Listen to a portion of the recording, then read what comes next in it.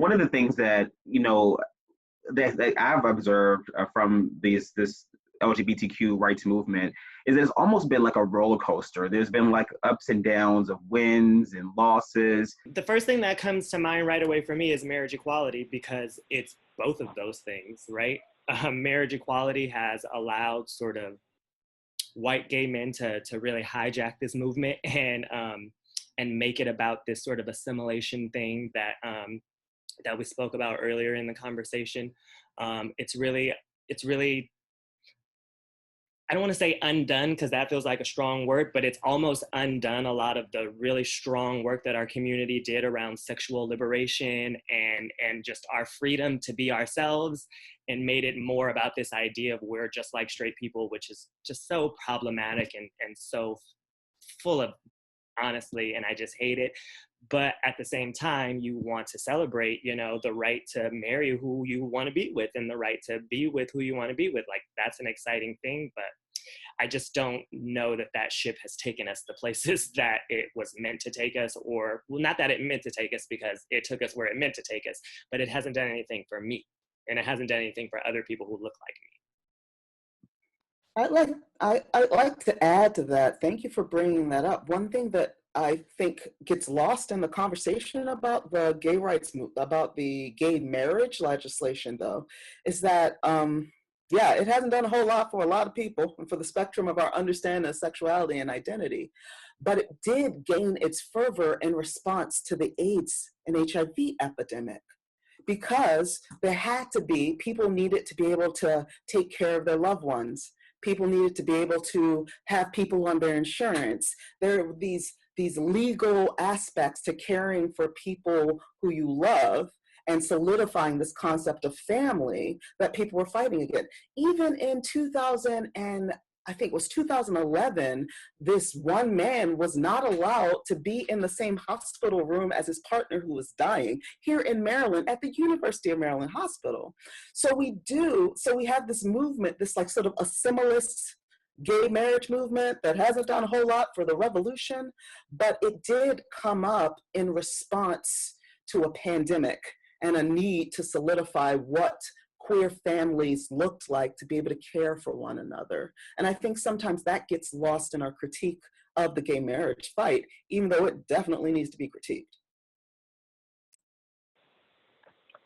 And I think one movement that has also helped is the movement for non-discrimination policies that support not only sexual orientation, but gender identity, given that employment affects people in so many aspects of their lives, like their ability to eat, their ability to live, and having the right to not only be employed, but to be allowed in certain spaces, to be able to participate in certain institutions is really critical. And that's also something that has moved forward and has moved back, particularly when different administrations come in. The right for a young trans person to use the restroom of their choice has also been something that has moved forward, has moved back, has been different in different jurisdictions. So I think there are a lot of the basic elements of like who we are as a human being and how we can show up as a human being in different spaces that have definitely had an impact. And I mean, to your point of going forward and backwards, have really been on this roller coaster of when will we get to the point where we as queer people, queer and trans people, can actually be in a space as who we are. Yeah, I just want to echo everything that everyone said, because like those are the points that I was thinking. When it comes to like laws and like legislation that makes people want to accept other people, it rubs me the wrong way, because I'm like, why does it even have to be a thing in the first place? Like, why should there have to, like, why do like people have to vote for me to live the way I want to live, or be who I want to be, or love who I want to love, and show that publicly without worrying about being harassed, abused, hurt, killed? Like, why is that a thing? But I definitely, on the bright side, quote unquote, I think that it has, like, you know, raised awareness that like these types of people exist and you can't treat them this way because it's wrong, even though that should just be like common sense. But you know, some people need extra help, and I guess that's what that is. So yeah, but definitely with marriage equality, I was kind of iffy about it, especially like growing up, like just revisiting the topic of marriage equality and like stuff like that. I definitely agree with like the whole legal thing. Like that would be the only reason that I would get married. Like I don't want to get married just because that just doesn't seem like, I don't like the whole heteronormativity of it and like the conformity of it. Like that's not cute to me. So like, but you know, of course I would want to be in a situation where like if I'm critically hurt, critically ill, like, and I need my partner to be there, I want them to be there. And like there should be nobody to say like, no, only family. Like, no, like she's here, let them in, like whatever.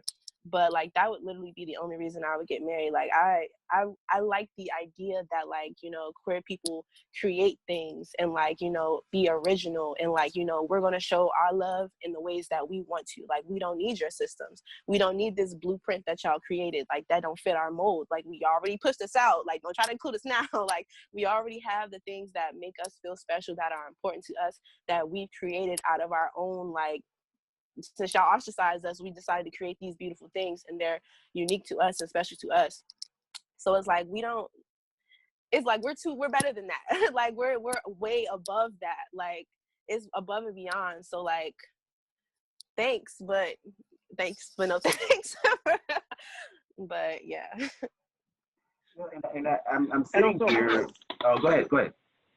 I was going to say, there are actually jurisdictions here in the U.S. Sorry, my dog is in the U.S. who are actually looking at how to expand the definition of marriage, given that a lot of it, I mean, it started for a lot of like really fucked up reasons, but like right now, a lot of it really is about recognition of two people's relationship and the rights that happen if somebody dies. And like, that is necessary. And I will say I am a married person, but there are these jurisdictions that are looking to say like, when it's about relationships, maybe we do need to expand it outside of two people. So if there are three people who want to have access to that hospital room, why can't they have it? And so really saying like, it's more about the right. And so that's why I definitely think you can be a part of the marriage institution and the sexual revolution movement at the same time, as long as you're willing to continue to push that envelope. Yeah, I just want to co-sign on that one right there, because it's kind of like there are two things that are happening. You have, of course, Audre Lorde's, the master's tools can never dismantle the master's house, right?